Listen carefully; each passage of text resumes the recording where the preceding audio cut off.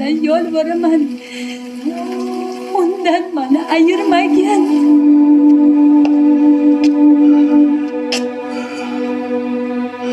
Dilmurod, o'g'lim ahvoli qalay?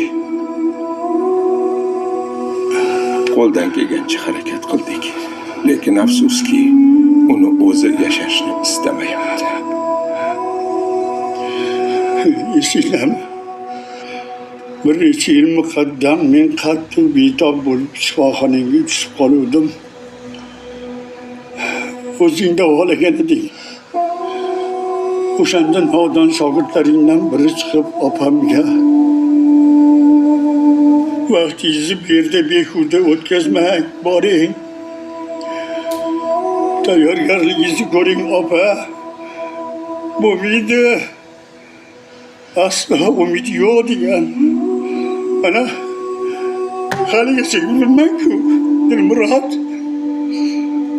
Xudo xolasa shu o'g'limdan o'g'il nevara ko'rsam, elga katta osh berib